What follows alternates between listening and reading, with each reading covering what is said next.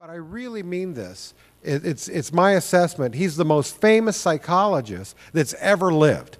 And that's who we're about to meet right now, Dr. Philip Zimbardo.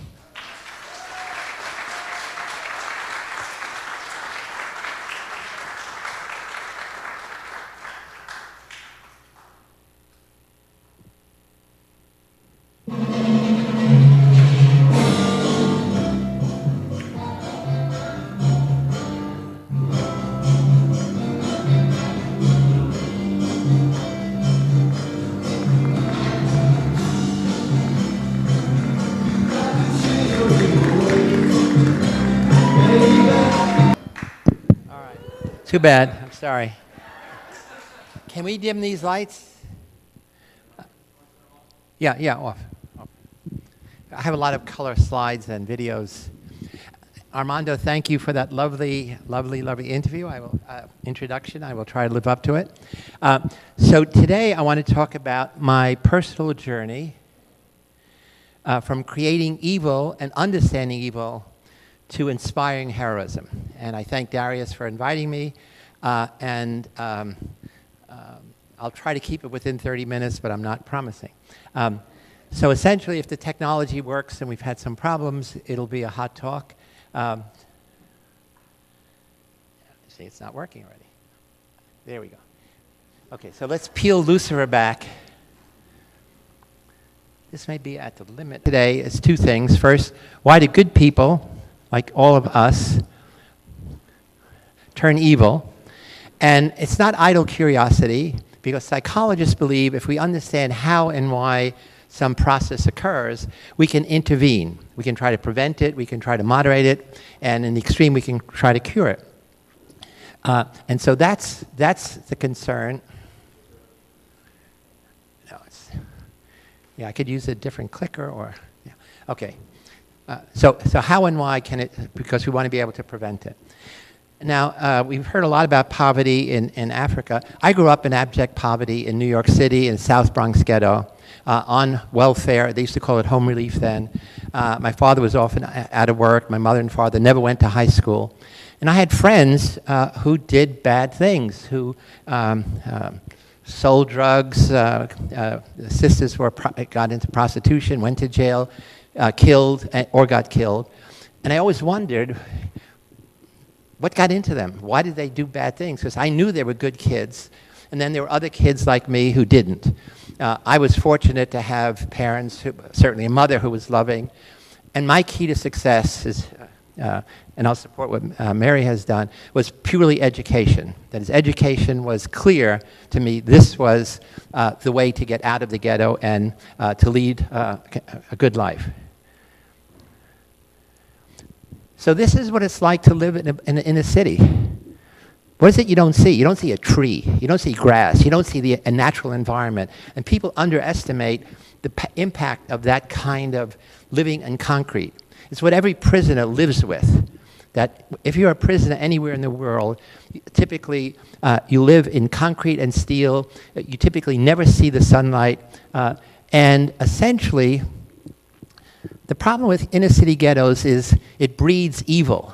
In fact, poverty is the worst evil in the world, maybe next to war, because you'll do anything for money. So poverty is what I call a systemic evil, and in every inner city, there are influence agents, people who are there to get you to do bad things, mostly sell drugs, join gangs, prostitute yourself, or then, obviously in other places, sex traffickers. It's now estimated, let's bring it back there, 20% of all children live in the United States live in poverty. 1 out of 5 children in the United States, as well as, obviously it's more in the developing countries, live in poverty. And if that's not a disgrace, I don't know what is. Okay. The other thing that influenced my development was reading Robert Louis Stevenson's famous novel, Dr. Jekyll and Mr. Hyde. If you remember that story, Dr. Jekyll invents a chemical, which when he takes it, he is transformed from the good guy to this evil monster. When the drug wears off, he goes back across that line between good and evil and becomes the good Dr. Jekyll. He can't resist one more hit. So when he does it again, he becomes the evil Mr. Hyde. And the issue for me as a kid was I had been led to believe that the line between good and evil was really fixed and impermeable. It was really like a safety barrier. Good people like us were on the good side, bad people like them were on the other side, and that kept us separate. The story forced me to entertain the possibility that the line is permeable, that it's not fixed, it's static, it's movable, and that good people can be seduced across that line. And the positive thing is maybe bad people or people who've done bad things can be rehabilitated. And so those two experiences, got too many things in my hand, those two experiences really shaped me to be an early psychologist, an intuitive psychologist. So let's take a minute to look at this wonderful illusion by the Dutch artist M.C. Escher. And I'd like you to focus on the white as the figure and the black as the background. If you squint, it's going to be a little easier. So focus on the white, and you see a world full of angels and lovely little tutus. Now I want to look more carefully, more deeply. Now focus on the black as the figure and the white as the background. You see a world full of demons you see here the horns, the wings.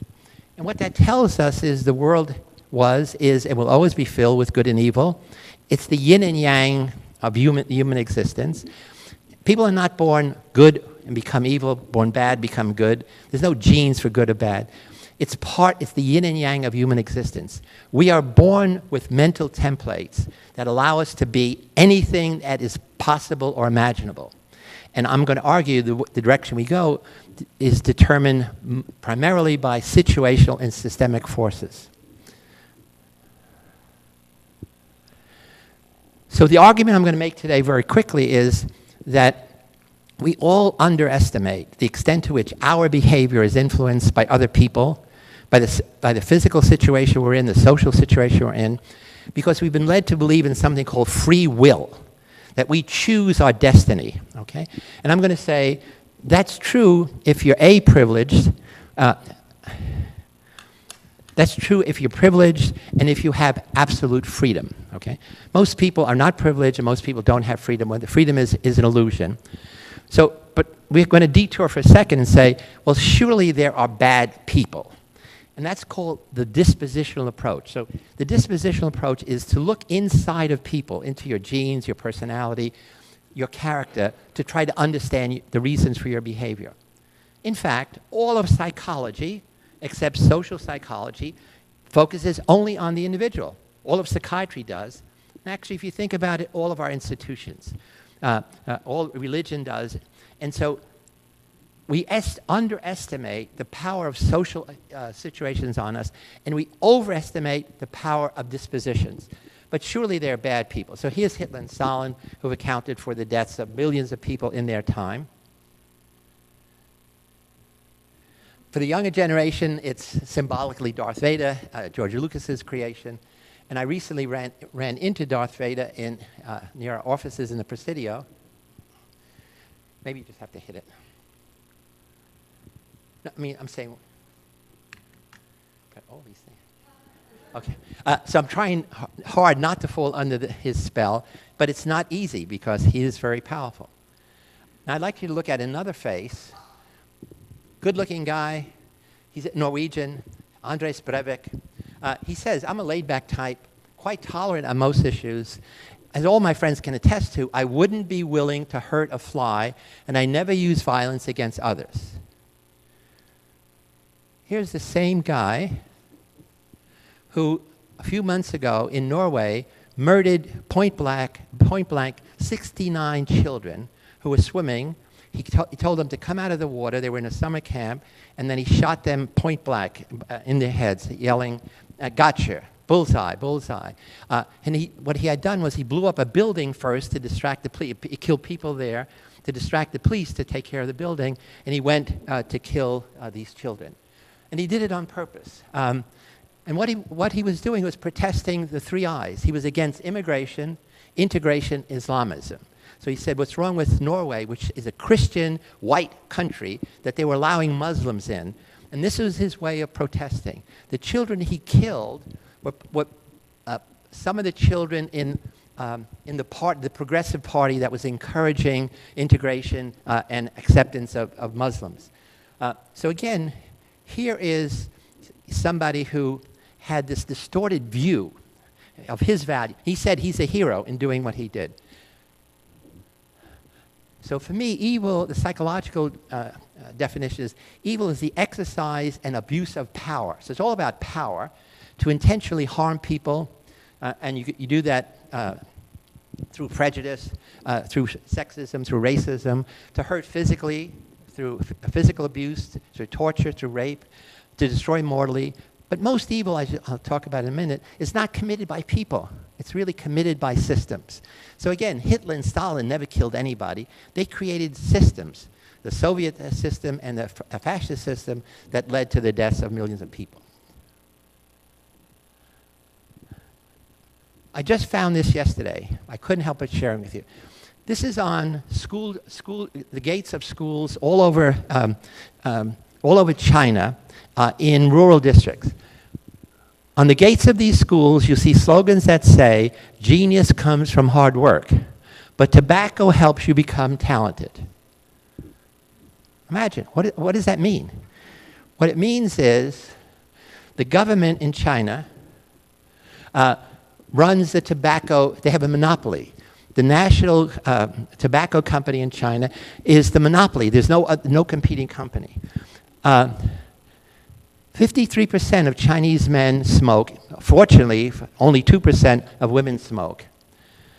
They make 605 billion yen and 499 billion in taxes. They prevent, so this is 320 million regular smokers just in China. I think it's a third of all the world's smokers. And because they're making so much money, they prevent anti-smoking activities. They promote a lot of charities, and a lot of people say, oh, our country is good. They support many of these schools. But here is systemic evil. 1 million Chinese people, especially men, die every year. I don't know, it's worse than any war. And essentially, everybody looks the other way and say, well, that's China, that's the way they do it. But for me, that was an eye-opener that I just discovered yesterday. So I wrote a book called Lucifer Effect, Understanding How Good People Turn Evil. And it was really a summary of what I'm going to talk about in a minute. The Stanford Prison Experiment, which Armando mentioned, and then some other research that I'll highlight. And then at the end of the book, I said, you know, although most people succumb to the influences I'm going to talk about, there's always a small percent, sometimes it's 10%, sometimes it's 20%, who resist. And maybe people who resist these powerful influences I'm going to talk to you about, maybe we can think of them as heroes. So it's the first time I began to entertain the possibility that maybe ordinary people can become heroic. And that's how I'm going to end my talk and celebrate the heroes in this audience. So the book, although it focuses heavily on the negatives, it really is a testimony to the infinite capacity of the human mind to make any one of us kind or cruel, really caring or totally indifferent. It makes some of us do the creative things that are happening every day, or makes some of us be destructive. And the bad news is it pushes some of us to be villains, perpetrators of evil, and at the same time, heroes. So in this little island in Norway, here is this evil guy, dozens of people jumped into the water to swim out and save the kids while this shooter is shooting at them. And so this again is every situation of evil always has the positive counterpoint where heroes rise to the occasion.